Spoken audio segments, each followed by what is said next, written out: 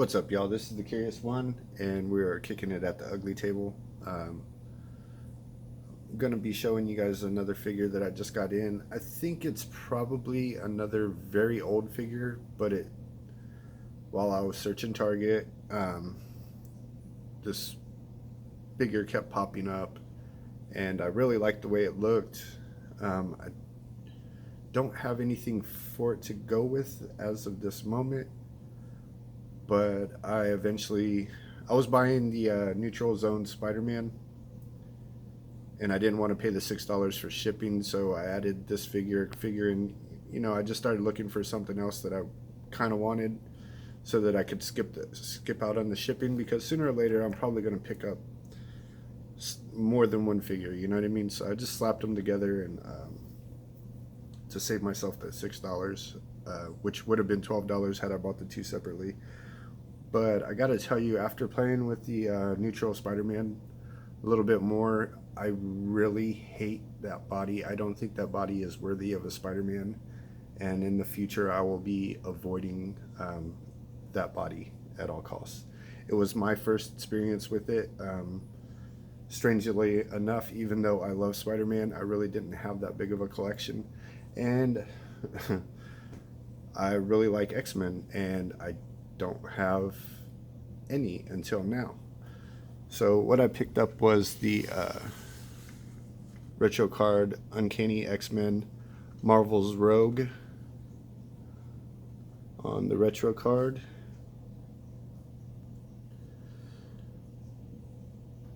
Just as I said, this is the only X-Men figure that I have, which is very strange because I do love X-Men. In fact, Wolverine is my second favorite superhero. So the fact that I don't even have one Wolverine is really weird, and I'm going to need to change that when I find one that I really like. I like the blue tiger striped one. When I see one, I'm going to have to grab him. Because I don't have any X-Men for her to be compared to, I just kind of grabbed a bunch of women off the shelf. This is actually not even all the women that I have. But until I get some more X-Men, she's going to end up being posed up with some random females. So I pulled them out just so you guys could get an idea of her size and everything, and how she's going to fit in with other stuff. Now these figures are posted up on my shelf and posed on my shelf, so I'm not going to stand them all up so that you can see exactly how tall she is. I'm just going to leave them back there for y'all to get a good idea, because when I'm done with this review, I'm going to grab all those figures and slap them back on the shelf, and hopefully start working on that backdrop. Finally start working on that. But we should see. It's already pretty late tonight. Alright, so on the front you have the Marvel Comics stamp. Usually come on the comic books. You got a warning, do not feed this to children under 3. Got the Uncanny X-Men. Got a really nice picture of Rogue there. Power absorption in like 6 languages. Marvel's Rogue. Of course you got the figure. Now I really like this look. It's what I'm used to. I kind of grew up seeing this kind of look on the cartoons and stuff. So it's one of my favorite looks as far as Rogue goes. Now I do really wish they could have got this face to look a lot more like that, but this is a meaner, like I'm about to fuck you up kind of look, so it's not too bad. Comes with 2-fisted hands, and then a hand that's holding the glove, because of course, as everybody knows, Rogue can take your powers and actually kill you with just a touch. So that's pretty cool. Like that. Over here you got a product picture. Got the Uncanny X-Men, got a Marvel, got a drawing of the figure, Marvel's Rogue. Down here you got a description, so if you want you can pause and read that for yourself. It also comes in multiple languages. Down here again it does say do not eat this, Got a small Hasbro on the bottom. Got a don't eat this in a different language. And then a bunch of stuff that nobody cares about, and then this cue. So I'm going to try to cut this card open without destroying it, because even though I don't typically keep the boxes, if at some point I decide I don't want this figure on the shelf because it's on a card, if I can save that card and make it look like it hasn't been opened, or at least somewhat like it hasn't been opened, I can always take it and tack it to a wall, and it'll look cool. So I'm going to try to do that right now. So there we go. Didn't do too bad of a job. Little messed up right there. Of course, from opening it, spreading it out, it's going to look a little bit like that. But if you have it hanging on a tack and it's leaning against the wall, it should push itself back together. I'm probably going to store it laying flat, so hopefully it'll kind of close itself with its own weight. But whatever. So my tip for that is going to be where this little notch is right here. There's an opening. Make sure your knife is really sharp and slice rather than pushing.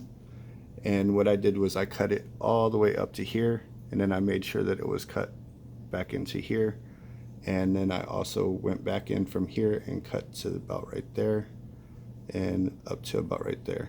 So it's about like that, just in case you've never tried to do it before. That's what I did. So here she is out of the box, and she looks really nice. I do like the aesthetics. She looks a little big to me for some reason. So let's see here.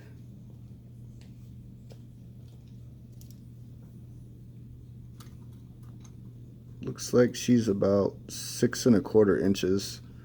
Her head does look big. I can't tell if it's just the hair or if her head is actually really big.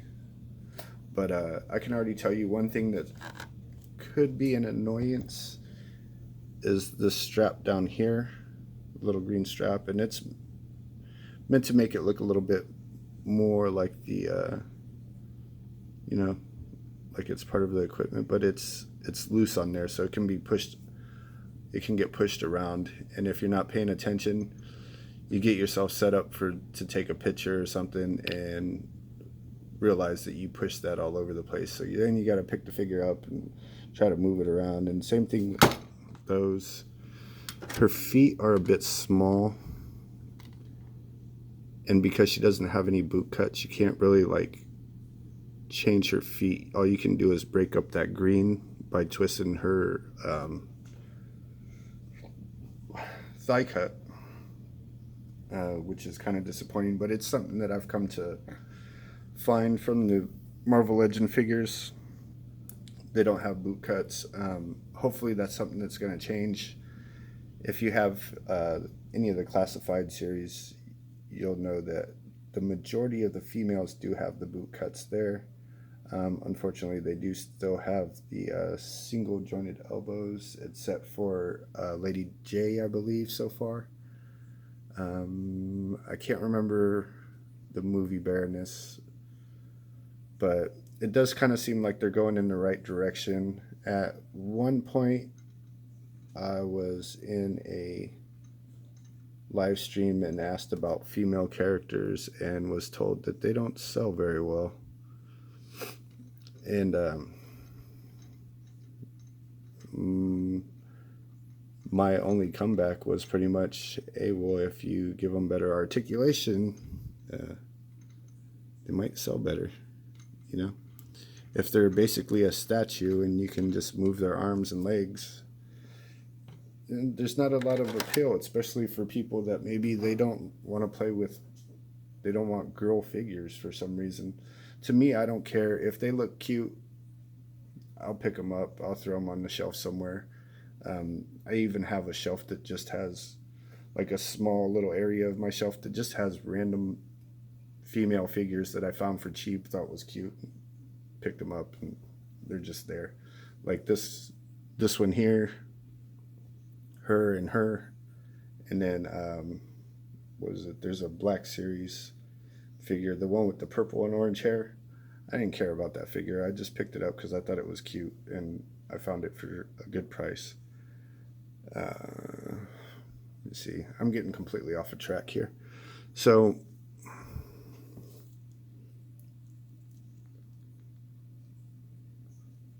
I don't even think I gave you guys a turnaround to look. She has a nice butt.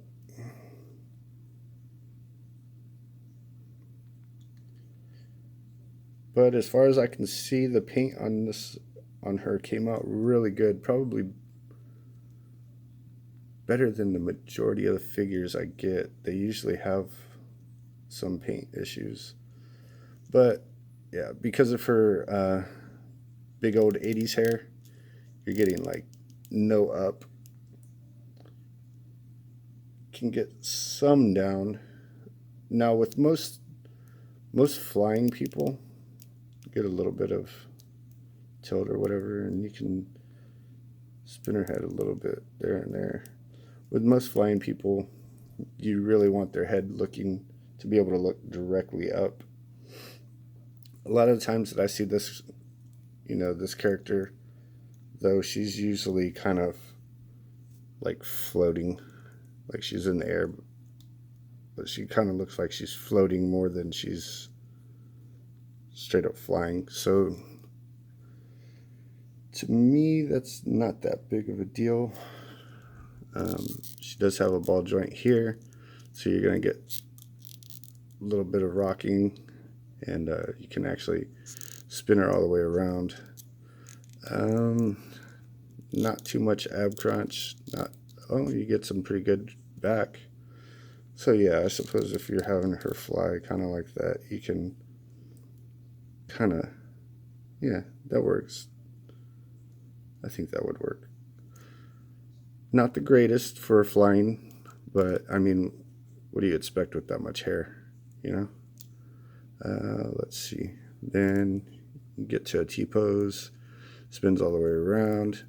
Single jointed elbow, which is typical for the Marvel Legends and even the classified series, but some of them are starting to get the double jointed elbows, which is very cool.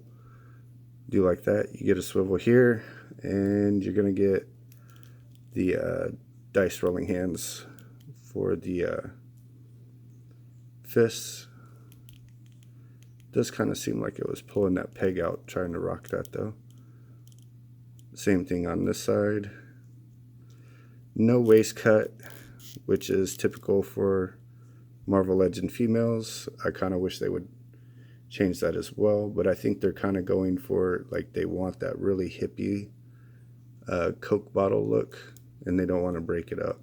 But more articulation is always good. I mean, just a little bit of a twist here or there without making it completely, you take and put just a tiny little twist there, and it makes a lot of difference without breaking it up too much or being able to cover it with the belt, So she is going to be able to kick forward pretty good. Backward, not so much. If you rock it out to the side a little bit, you'll get a little bit more. But you see that little rubber band kind of floating all over the place? That's what I was talking about earlier. You're going to get a thigh cut. Oh, okay, wait.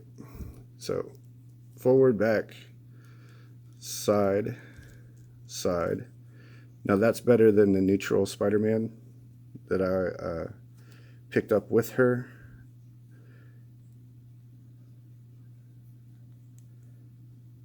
And what else?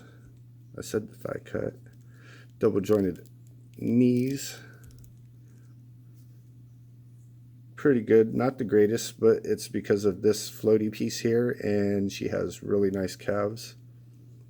So it's not getting quite as much movement. As I said earlier, she does have, her feet are a tad small, which can make it A little difficult to get her to stand. There's no boot cuts, which I hate. Get some ankle pivot, almost no up, and a good deal of down. I think maybe this side, I think it wasn't cut out properly. I may go in with a, heat it up and go in with a razor knife and see if I can get a little bit more out of that. But I don't think I'm going to need it too much because she's probably going to be on a wire stand up floating. And for the time being, she's probably just going to be with the random women because I don't have any X-Men. Let's see what else do I got. Does have a jacket. Does look like it could be taken off. No, I think it might be glued a little bit. No, it could be removed if you wanted to, but you're still going to be stuck with the sleeves, so I don't suggest it.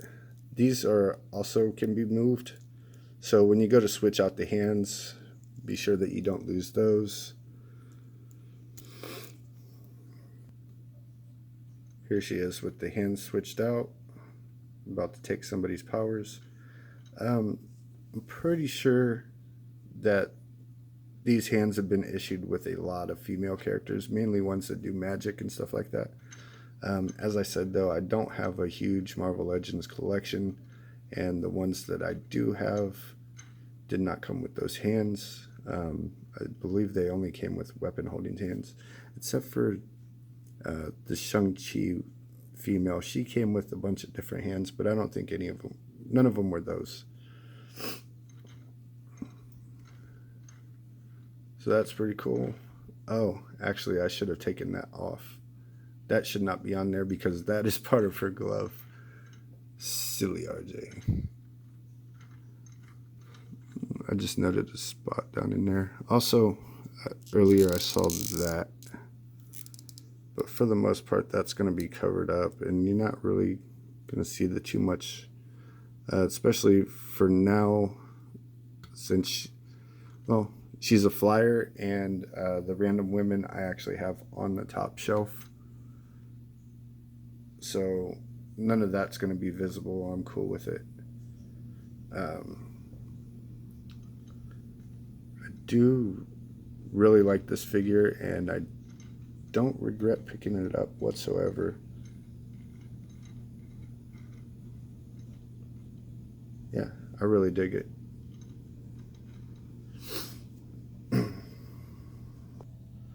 Alright, y'all, so here she is up on a metal flight stand that I made. Now, I just made this one tonight, so I haven't gone in and like kind of fixed it up to where it won't be quite so wobbly. It's really up to you. How you can make these also. You can make them for fairly cheap. If you have a lot of figures that don't come with stands, flight stands, and you need a flight stand, you can get this wire from Home Depot. And I didn't make this up, and I don't remember where I saw it, but you can find this stuff here. 14 gauge, 100 feet. I think it was like $7 or $8. It's at the Home Depot. Now the Home Depot people that I asked about it, they didn't know where it was. They tried to sell me copper wire. Another person sent me to a different area. Where I found that at was in the fasteners aisle on the very bottom shelf. It could be in a different place in your particular Home Depot, or if you go to Lowe's or whatnot. So if you can't find it, check in the fasteners. And then, of course, all you need to do from there is I bent it at 1 inch, 3 inch, 3 inch, 3 inch. And then I just bent it where I thought it should be, and then bent that up to where I thought it would be the middle.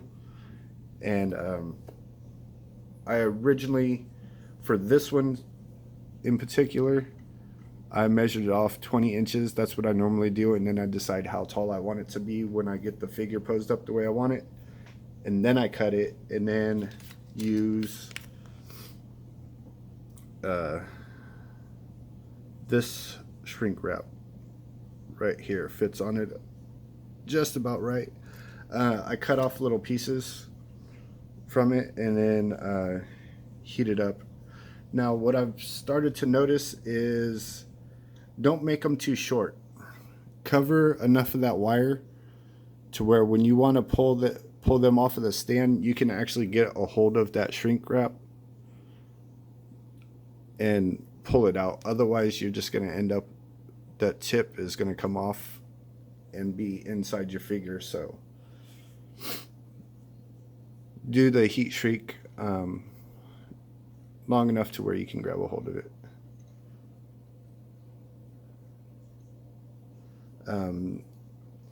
If you're still not comfortable and you think you want to see somebody do it, you can find it on YouTube. There's plenty of videos where they show you how to make these. Like I said, I just need to get back in there and bend this around a little bit and it should sit flat. But even the way it is, it's going to be sitting on the shelf. It's not going to be spinning. So it's fine the way it is as far as I'm concerned.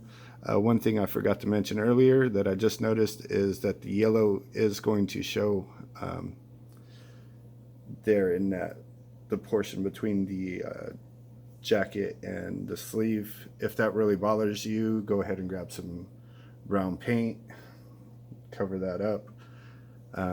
But do expect for it to get scratched back off if you're moving the figure around a lot. I don't think I will. In fact, I think this is probably going to sit on the shelf exactly the way it is, at least until I get some more, at least until I find some more X-Men.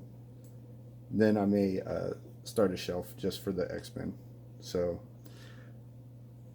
yeah, I think that's about it, guys. I actually really love this figure. I'm not regretting the purchase whatsoever. Now the neutral zone Spider-Man, I do regret a little bit. I'm gonna say if you want to pick that up and keep it on card, it looks really good on card. I just was disappointed with the figure once I took it out of the card. But there you go. You have a good night. Y'all try to stay out of trouble and y'all take it easy, alright? Peace.